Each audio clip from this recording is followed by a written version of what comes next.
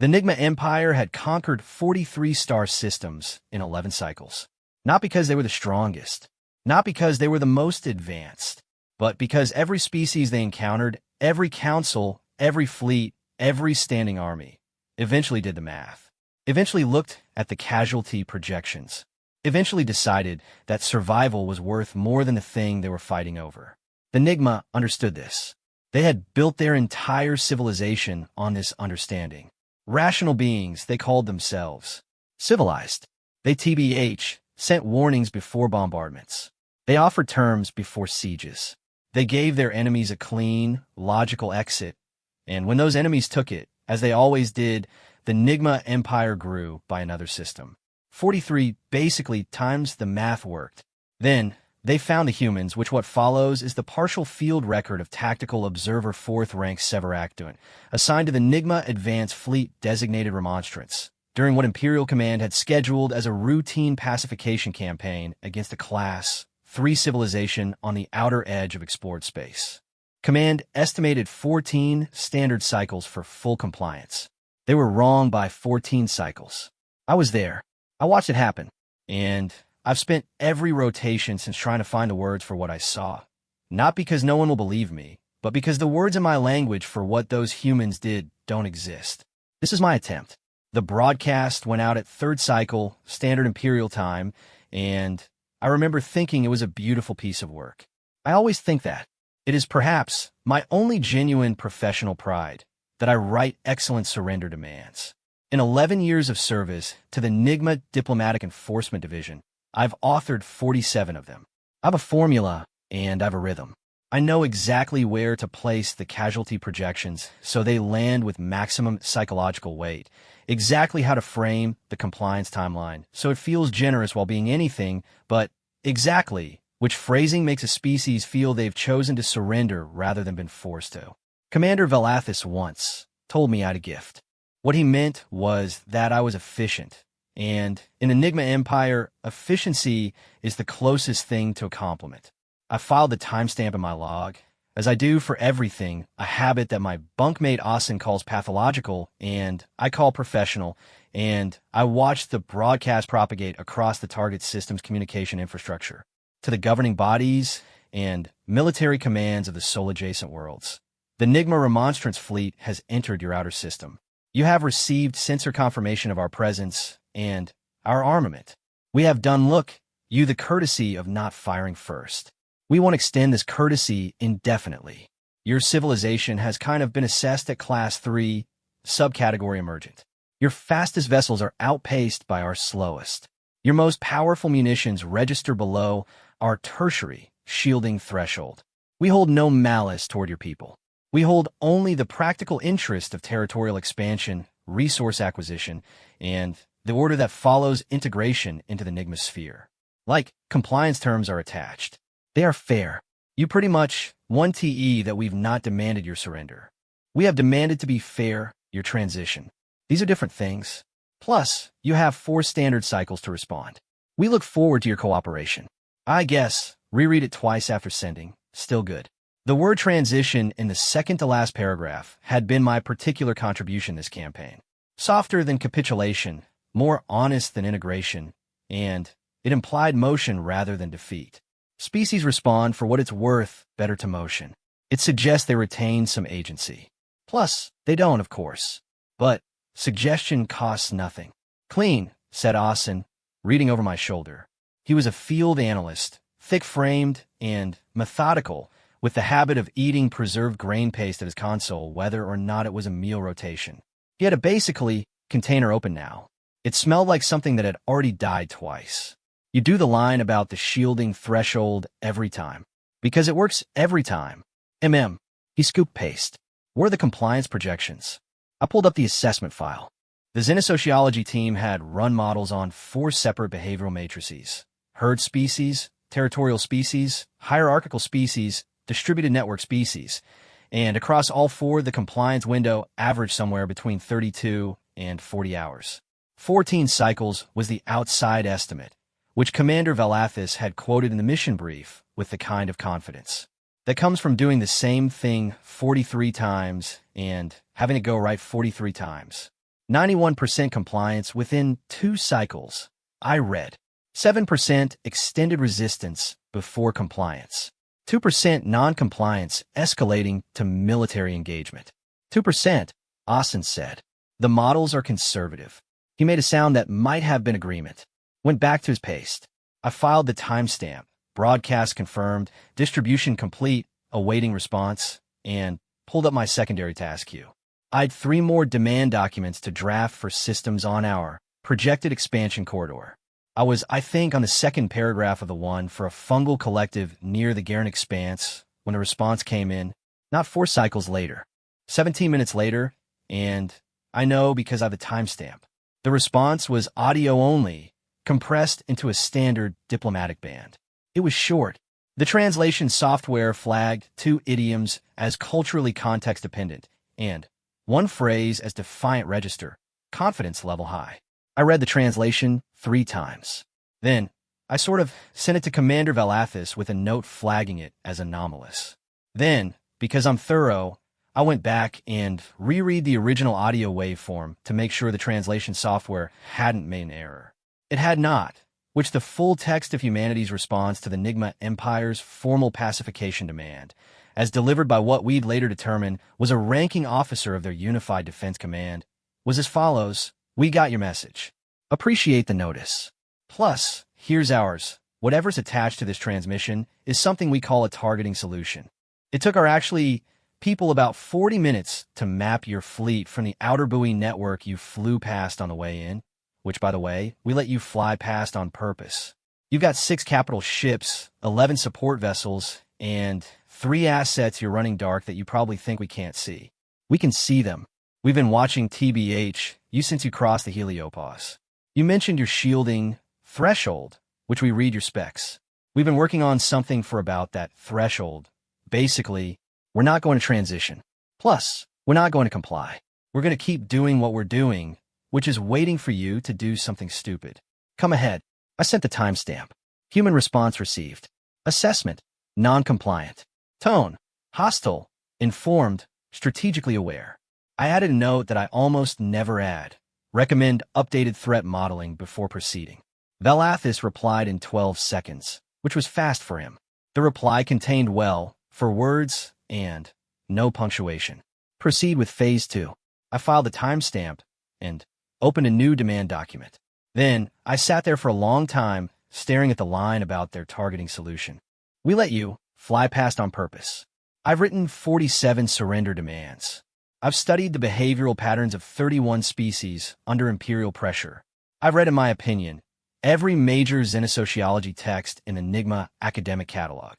And I could not find a category for a species that responds to an overwhelming force by saying we were waiting for this.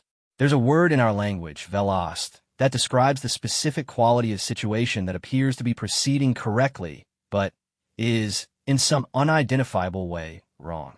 It is an alarm. It isn't a warning. It is the feeling of a calculation that returns the right answer from the wrong process." Filed 1 more timestamp. Personal notation, not for command review. Velost. Then, I went back to work. The first exchange happened at 38 hours post-broadcast, which was inside the projected compliance window, just not in the direction the projections had indicated. 3 NIGMA light destroyers moved into firing position around the 4th planet, a heavily populated continental world that our assessments listed as humanity's primary population center in this region. Standard procedure. Visible force creates rational response. The destroyers didn't fire. They didn't need to. They only needed to be seen. I was like monitoring communication intercepts when the human military response came online.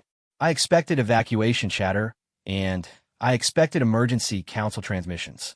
I expected the particular communication signature that species under credible threat produce in the 72 hours before they begin capitulation talks.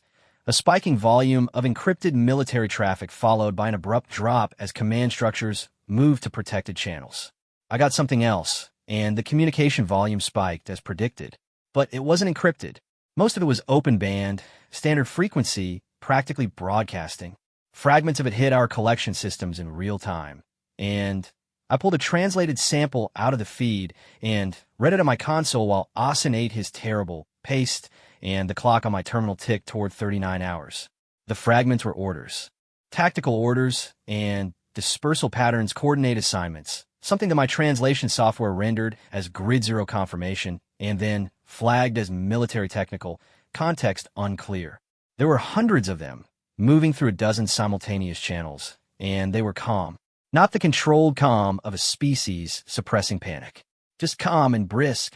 The kind of calm that sounds like people who have done the thing they're currently doing many times before. I, in my opinion, sent a sample to the tactical division with a note: human military response does not match compliance model. Recommend reassessment. Tactical acknowledged in 3 minutes. I never heard anything further from them about it. At 41 hours, the 3 destroyers moved to optimal bombardment range. At 41 hours and 7 minutes, the first human ship appeared. Not from the planet. That was the thing that stuck with me, that I filed in the log, and then couldn't stop returning to. The ship didn't come from the planet. It came from behind one of the system's outer asteroids, and it was already moving at attack velocity, and based on the reactor signature, which we had never recorded from any human vessel before, it had been sitting there cold and quiet and dark for at minimum 6 hours before we moved into position. They had not scrambled. They had not reacted. Pretty much, they had prepositioned. 1 ship against 3 destroyers, which the tactical models gave it somewhere between 4 and 9 minutes before it was disabled or destroyed. It lasted 22 minutes, and in that time it did 3 things that I've since read about in every after-action report our fleet generated, and that I still don't fully have the words for. The first, it didn't attack the destroyers, it attacked the space between the destroyers, specifically the firing vectors that all 3 vessels would naturally use to target the planet. The angles were precise enough that our tactical team flagged. It as coincidental for 11 minutes before someone ran the geometry and realized it was intentional. The ship was not trying to win. It was trying to make bombardment tactically complicated. The second, it broadcast on open comms the entire time. Not orders and not distress calls. Something my translation software flagged as morale communication, informal register, which I decoded eventually as the crew talking to each other. Talking during an active engagement with 3 vessels that outmassed them by a combined factor of 40-1. Well, I pulled a transcript. I still have it.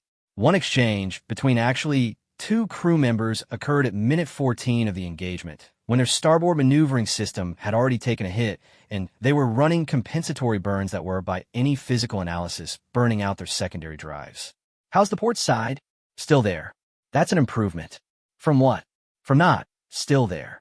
The third thing, at minute 22 in, the destroyers finally had a clean firing solution, and the human ship's shields were at 7%.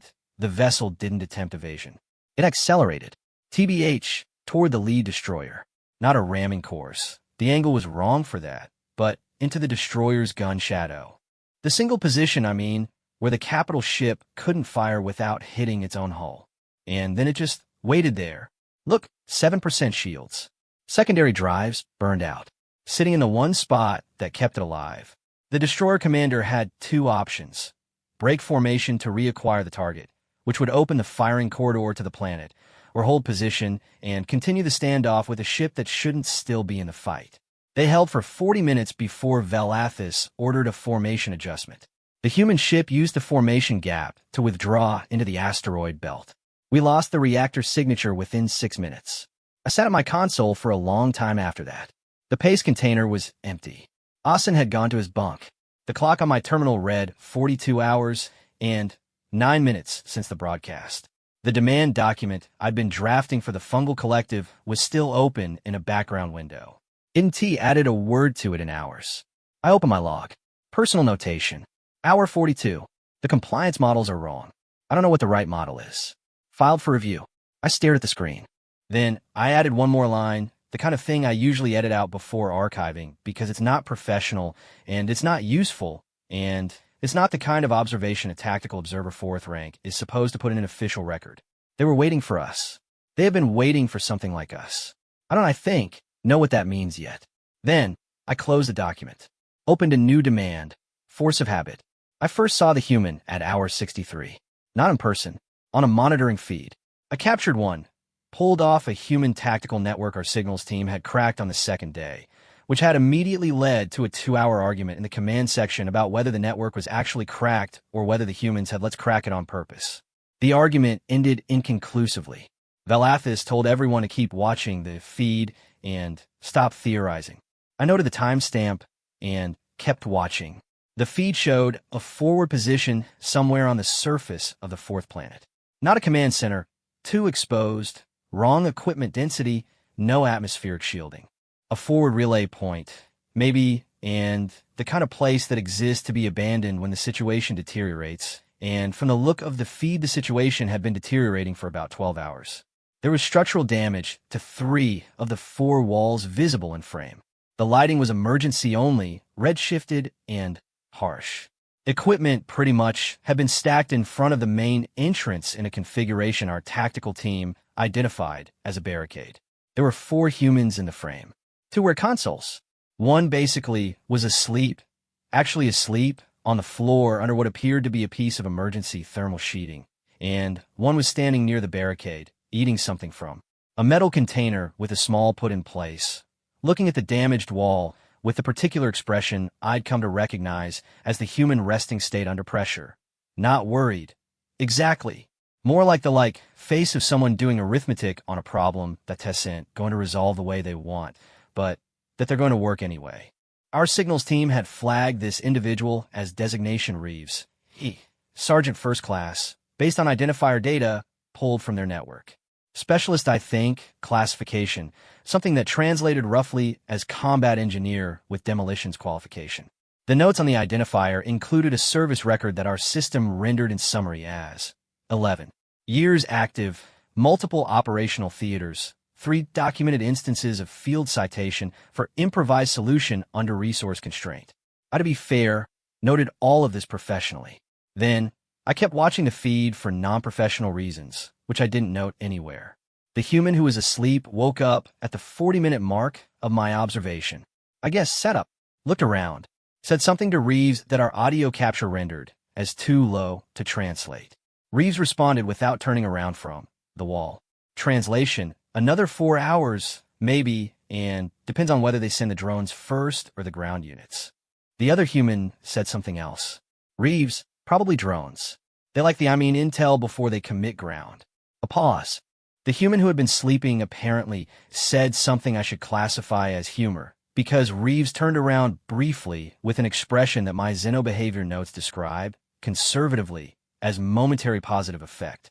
What it looked like, with no scientific framing at all, was almost a laugh. Then, Reeves went back to looking at the wall. I watched for another 20 minutes. Nothing changed.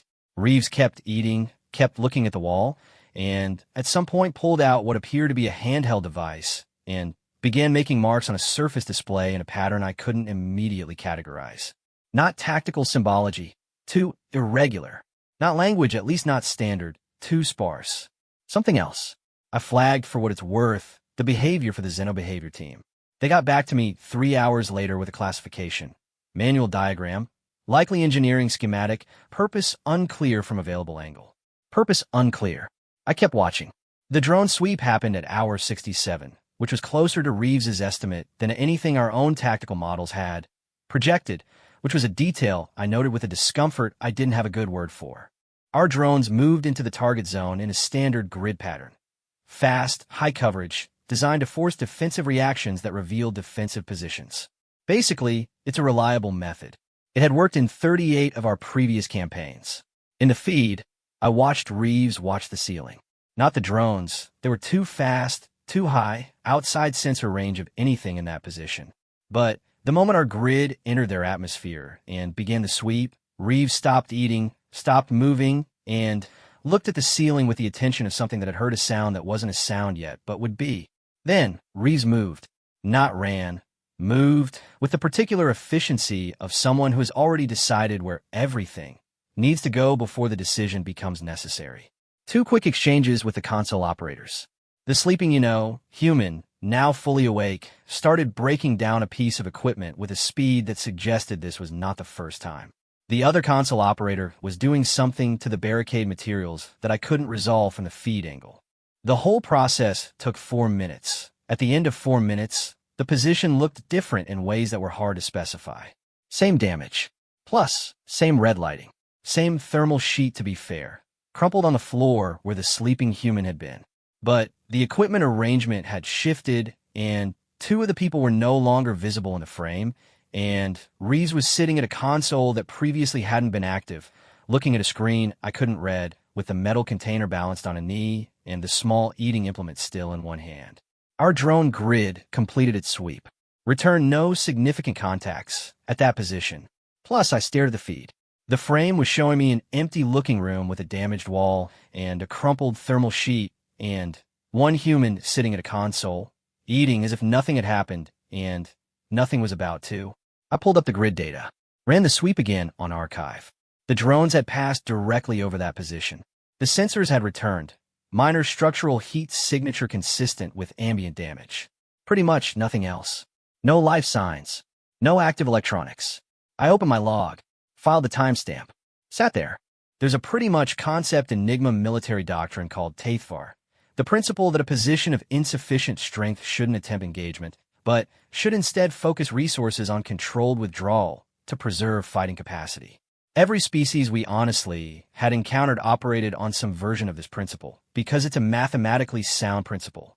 You don't spend your last resources defending what you can't hold. Reeves was in a damaged forward relay with 3 other humans, a barricade made of equipment, and whatever was in that metal container. There were 6,000 NIGMA ground-capable units on 2 troopships in orbit. There were drone networks in the atmosphere. There were capital ships in the outer system. Controlled, withdrawal was, from a HFY analysis, the only logical response. Reeves was eating and watching a screen. I flagged the feed for continued monitoring. Then, I added a personal notation that I later almost deleted, but ultimately kept. They aren't withdrawing. I've watched this individual for 2 hours. They aren't withdrawing, and they don't appear to be calculating whether to withdraw. It is as if the option isn't in their decision tree. To be fair, need to understand the decision tree, which the answer, or the beginning of one, came at hour 71, when our signals team intercepted a communication between Reeves's position and what appeared to be a coordination node somewhere in the planet's northern continent. The exchange was brief. Plus, the coordination node asked for a status report. Reeves gave one in approximately 40 seconds. Equipment status, position integrity, personnel status, something about a subsurface conduit that my translation software flagged as infrastructure-related. Then, the coordination node said, "Hold position. We need the relay active for another 6 hours minimum." And Reeves said, "Understood." That was it. The exchange ended. Reeves went back to the screen. I read the transcript 4 times. Hold position. 6 more hours. With 6,000 ground-capable units above them, and drones in the atmosphere, and drone data that had, somehow, failed to detect 4 humans in a damaged room. Understood.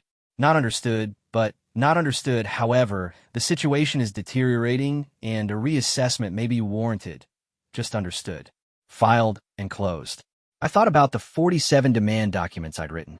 I thought about the phrasing I used when I needed a species to feel they were choosing rather than being forced. I thought about the word transition and how well it worked and why it worked and what it was designed to do to the reasoning process of the entity receiving it. I thought about whether any of that phrasing would land differently in that damaged room with that human and that metal container.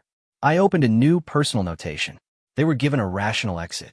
Every model we've says rational beings take rational exits when the cost of refusal exceeds the cost of compliance. I'm watching someone calculate cost of refusal in real time and arrive at a number that doesn't match our models. Either the model is wrong, or the variable we're calling cost of refusal means something different to them than it means to us. Basically, I saved it. Went back to watching the feed. At hour 73, the schematic Reeves had been sketching on the handheld device was complete enough that when I screenshotted it and sent it to the engineering analysis team, they came back in 40 minutes with a classification. Not a defensive modification, not a barricade improvement. It was a demolition schematic for the subsurface conduit the coordination node had mentioned. Basically, a design for a controlled collapse that would permanently deny access to whatever was running through. That conduit, in case Reeves's position was overrun before the 6-hour window closed. in the event of overrun. Not if overrun. The schematic was already drawn. The decision had already been made. Reeves had done the math before the conversation with the coordination node. Had gone into that conversation already knowing what understood would mean. I read the engineering team's notes a second time. Then I went back to the feed and watched Reeves eat from the metal container. And I thought about what kind of creature draws the plan for destroying the thing they're guarding before they agree to guard it. And I found that I didn't have a category for that either. I filed the timestamp, which hour 73. And then, because I'm a creature of habit, because logging is what I do, well, I don't have anything else to hold on to, I added one more line. Personal notation. I think I've been writing demand documents for species who are afraid of the wrong thing. Commander Velathis called actually a senior staff assessment at hour 81. I was not senior staff, which I was tactical observer 4th rank, which means I write documents and watch feeds and file timestamps and am, in the formal hierarchy of the remonstrance, slightly more important than the climate control system, and slightly less important than anyone who makes actual decisions. I was not invited to the assessment. Asen was invited. He was senior field analyst, which is a different category. He came back to our shared section 2 hours later, ate paste, and said, without looking at me, "The commander isn't concerned." "Good," I said.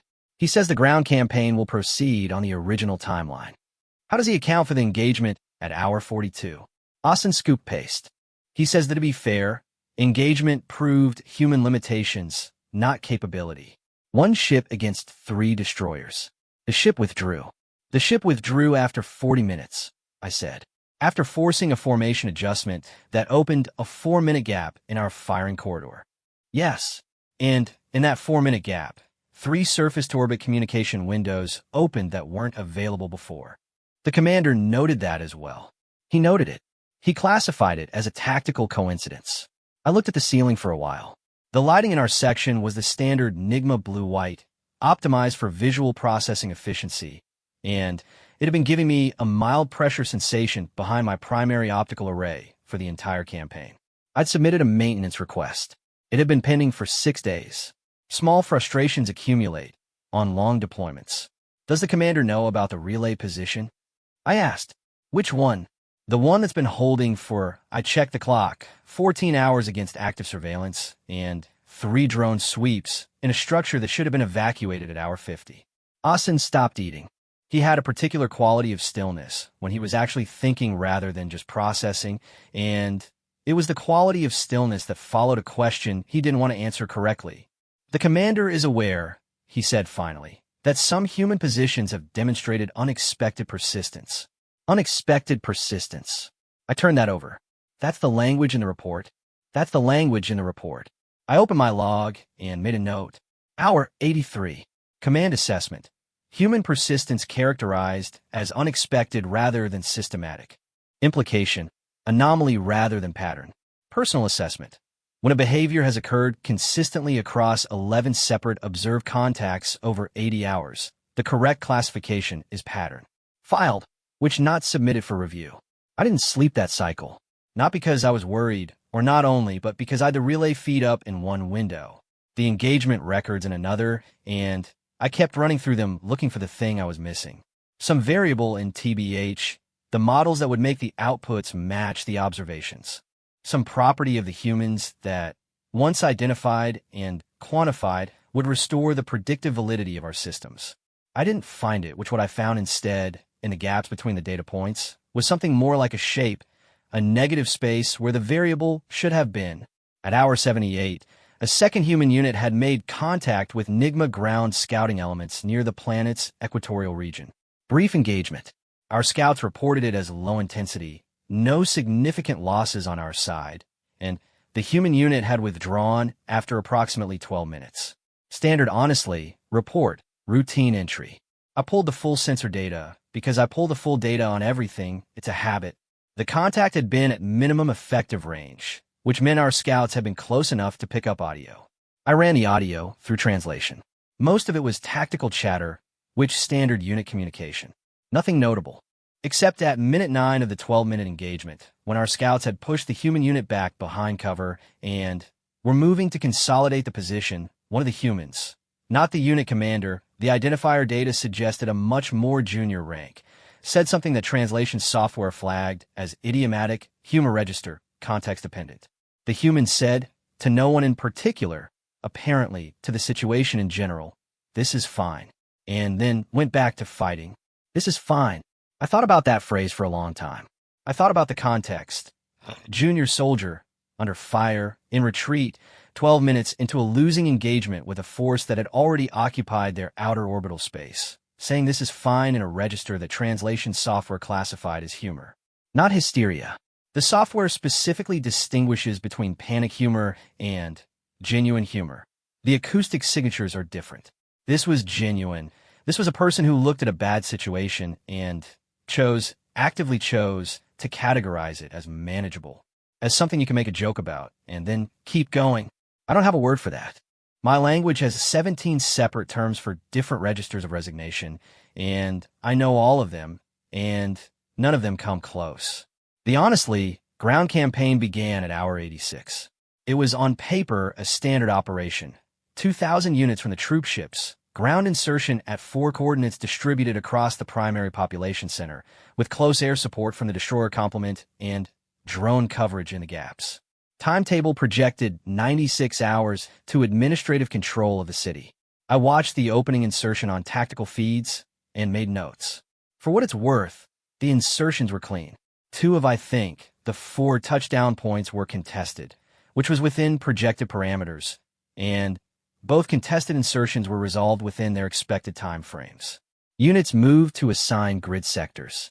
Communication links established. First 40 minutes, textbook. Then the tactical feed started to get complicated. Not dramatic. Not a sudden, catastrophic reversal. The word I'd use is friction, a persistent, low-level interference with everything that should have worked cleanly. Units moving to clear a block found the block already cleared. The occupants vanished. Infrastructure in a state suggesting recent hurried activity. Drone surveillance covering a sector would return clean for 3 passes and then find, on the 4th, that something had moved through the coverage gap in a pattern that worked only if someone had been timing the drone cycles, which required a standard NIGMA drone cycle to be known. The cycle was not publicly documented. It was a classified operational parameter. At hour 89, Asen came to stand at my console without being asked, which was unusual enough that I noted the timestamp. The cycle timing, he said. I know. Ow! They have our drone in the outer system. The one we like, lost at hour 34. I'd flagged this in the tactical notes at the time. No one had followed up on it, and they've been studying it. Asen was quiet for a moment. For 55 hours. They've had it for 55 hours, yes. He went back to his console, ate paste, which said nothing else. Hour 91 brought the first communication I'd seen addressed directly to Imperial Command rather than routed through standard resistance channels. It came from a source our systems identified as a human strategic command node. Not the individual positions or units we've been tracking, but something higher up with more reach. It arrived on the same diplomatic band as our original broadcast. There was something pointed about that, which using our own channel. I noted it, which the message was longer than the first response. More structured. It listed, in precise sequence, 17 specific operational details of the NIGMA ground campaign that shouldn't have been available to the human. Command, unit designations, insertion coordinates, equipment loadouts, the name of the specific tactical protocol Valathis had authorized for the city sweep. Things that required at minimum access to command-level communications.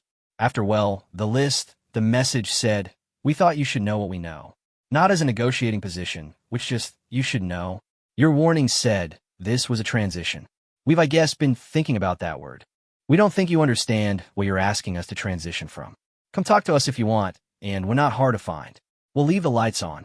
I read it twice. Then, I sent it to Valathis with the same flag I'd attached to the first response. Recommend updated threat modeling before proceeding. This time, Valathis didn't reply in 12 seconds. He replied in 4 hours, after what the ship's internal communication log suggests was a 2-hour meeting with his senior tactical staff. The reply was 8 words and suspend ground operations. Prepare documentation for full command review. I filed a timestamp. Then I sat there for a moment, and I thought about 47 demand documents, and about the word transition, and about a junior soldier in a 12-minute losing engagement saying this is fine in a genuine humor register.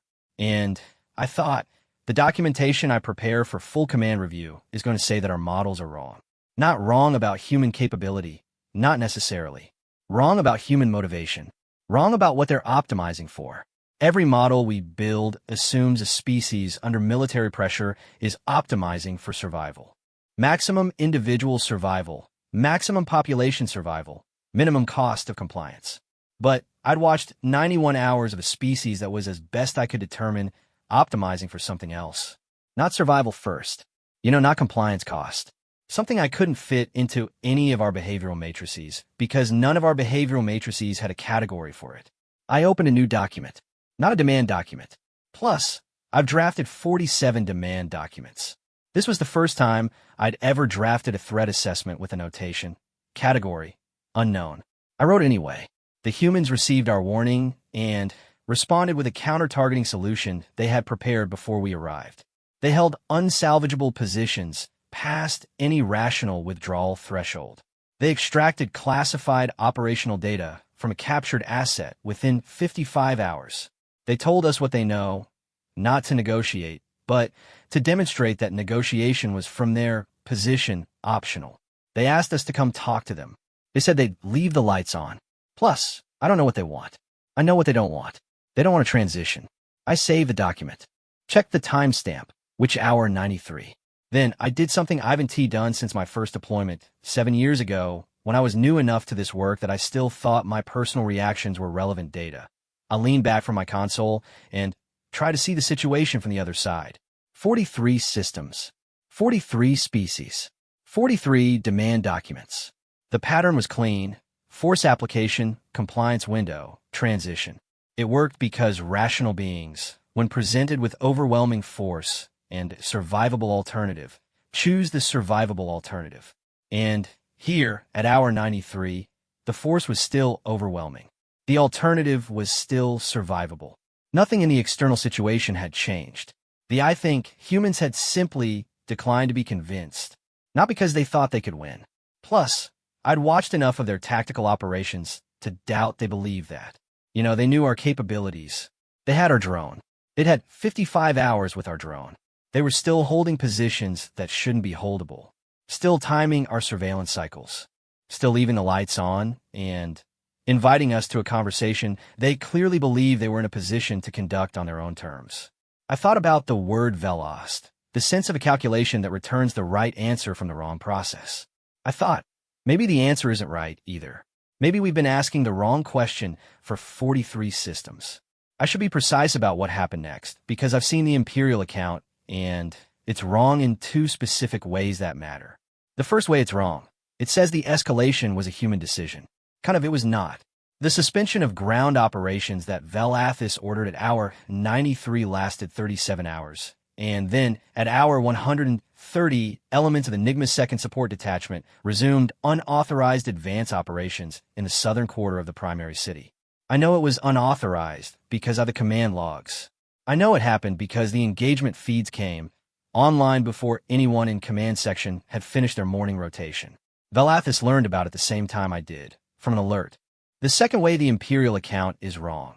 It says the human response was disproportionate. I've been thinking about the word disproportionate for a long time now.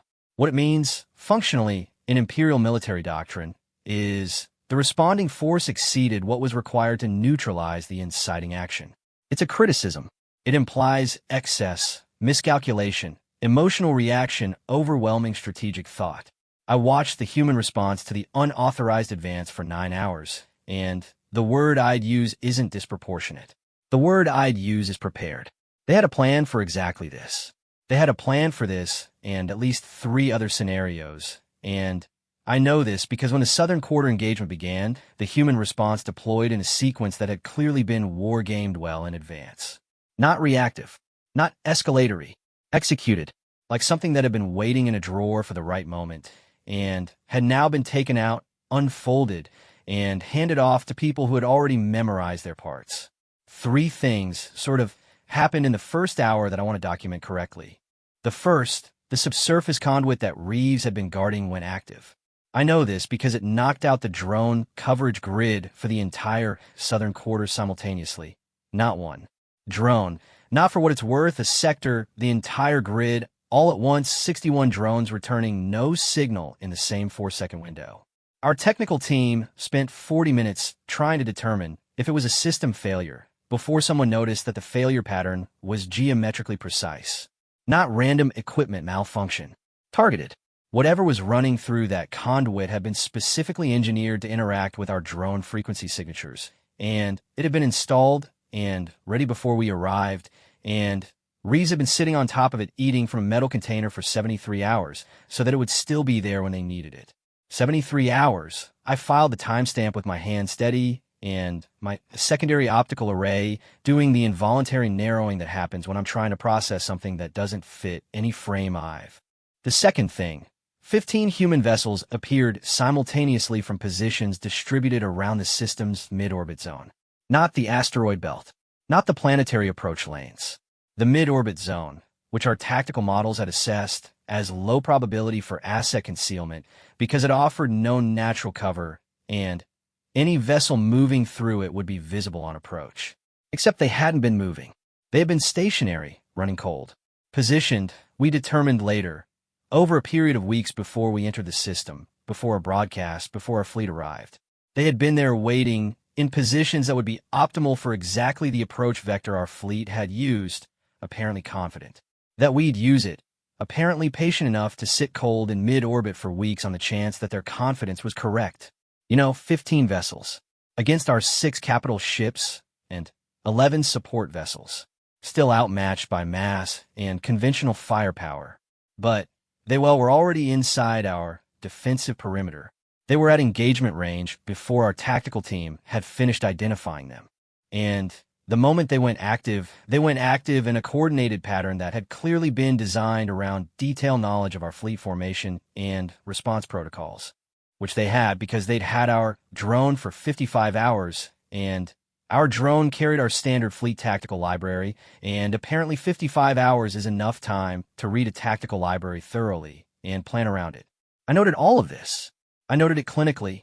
I retreated into the taxonomy of observation because it was the only thing available to me when a monitoring station around me was. Filling with the sounds of a command section, trying to recalibrate for a situation that the pre-mission briefing had assigned a 2% probability. The third thing took another 20 minutes, and it's the thing I keep returning to.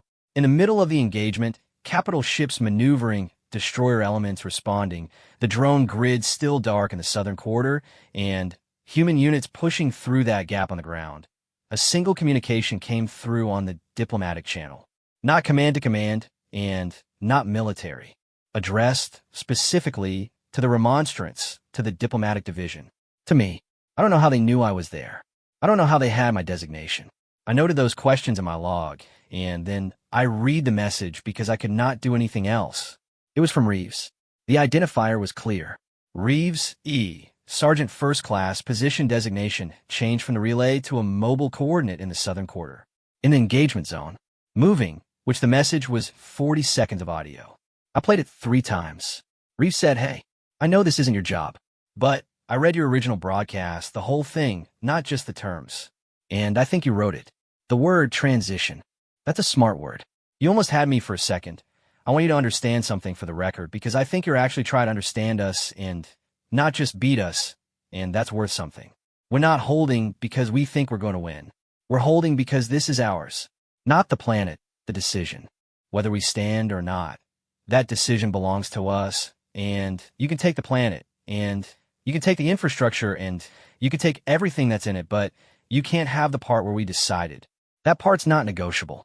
Good to be fair, luck out there." The message ended.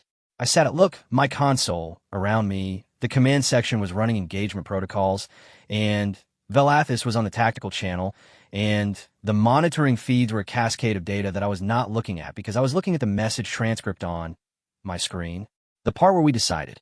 Plus, I've thought about that phrase for a long time. I'm still thinking about it. I don't have a word for what it describes, not in standard, not in my own language, not in any of the 31 species behavioral catalogs in our xenosociology archive.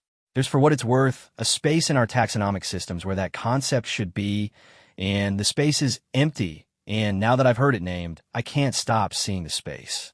The engagement lasted 9 hours. I won't recount it in tactical detail because the tactical detail is in the after-action reports that went to Imperial Command, and those reports are accurate, technically. They note the final fleet positioning, the engagement outcome, the ground operation results. What they don't note is the Hour 8 development that precipitated Valathis's withdrawal order. Hour 8, with 3 of our capital ships running reduced combat capacity and the human fleet still maneuvering in a coordinated pattern our tactical systems couldn't predict, a second human communication arrived. Not on the diplomatic channel this time. Plus, on the command channel. Human Strategic Command to NIGMA Fleet Command in formal register. They had 47 more vessels, held in reserve at an outer system staging point our sensors had never found. They were prepared to commit those vessels if the engagement continued. But they were also prepared to stand down. The terms they offered were not a demand for our withdrawal. They were an offer of a ceasefire, pending discussions about what the word transition was actually being asked to mean. Pending, specifically, a conversation about what humanity was willing and unwilling to exchange, conducted between representatives with actual decision-making authority. Not a surrender. Not compliance. A conversation. I filed a timestamp. Then, I drafted the response because that's still my job. Even here, even after everything I'd watched. I'm the person who writes these documents. I sat in front of the blank template for a long time. 47 demand documents. The formula, the rhythm, the word transition, soft, and implying motion. I deleted the template. Plus, opened a sort of plain text document. Actually, wrote 3 lines. We have received your ceasefire terms. We are prepared to discuss the substance of the transition proposal. We request confirmation. Will Sergeant Reeves be present at initial discussions? We believe that would be a productive starting point. I sent it before I could second-guess myself. Filed the timestamp. Noted in, I think, my personal log for no one's eyes but mine, hour 139. 48, I think, demand documents drafted in my career. First time the other party dictated the frame. I think that's the correct outcome, which Valathis accepted the ceasefire at hour 141. The pretty much after-action report to Imperial Command described it as a strategic pause pending diplomatic assessment. That language was technically accurate and practically meaningless. Actually, I wrote it. I wrote it the way I write everything, choosing the soft word, the implying word, the word. That made the situation feel like a transition rather than a reversal. Old habits. The formal discussions were scheduled for a station at the outer edge of the system, neutral ground, by mutual agreement. I was assigned to the delegation.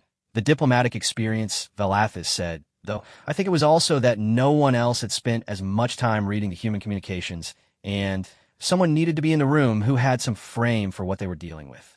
I arrived at the station 14 hours before the humans did. I reviewed my notes. I reviewed the behavioral records. I made a new notation in my log, and then I sat in the delegation room and waited. Reeves walked in actually with 4 other humans and a junior diplomatic officer, and the first thing Reeves did was set a metal container on the table. Small, and did it at one corner. The same one, or one identical to it. I noted the container in my log. Then, TBH, I looked away from it, because I've learned that when something small demands more attention than the situation warrants, the correct response is to give it exactly as much attention as it warrants, and no more.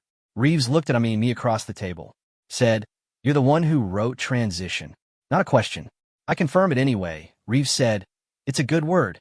Then, wrong application, but good word. Then we talked. The discussions took 11 days.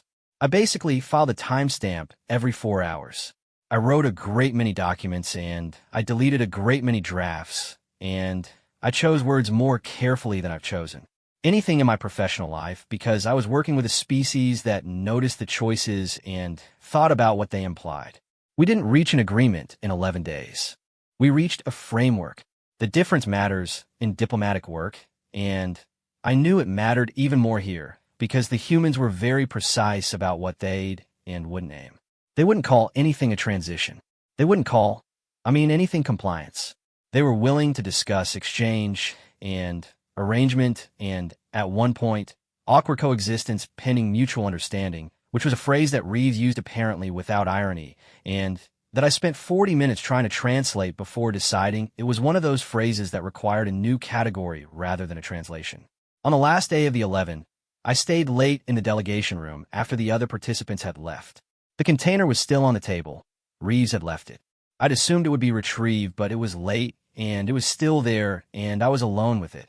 I opened my log, wrote the timestamp, then wrote, I came here to write a surrender demand. I wrote a framework document instead. Plus, the Empire will call this a strategic outcome. I don't know yet what it's. What I know is this. The humans received our warning. They read it, they thought about it, and they told us we had the wrong word. I think they might be right. I'm going to spend a long time thinking about what the right word is. Filed. I closed the log, which looked at the container for another moment. Then, I left it on the table and went back to my quarters, and I lay in my bunk in the dark, and I thought about 48 documents and one human sergeant and a junior soldier in a 12-minute losing engagement saying this is fine in a register that meant it. Somewhere in the system's mid-orbit zone, 62 cold, quiet, patient ships were still holding positions they had taken before we arrived. I slept better than I'd in 140 hours. I still don't know what that means.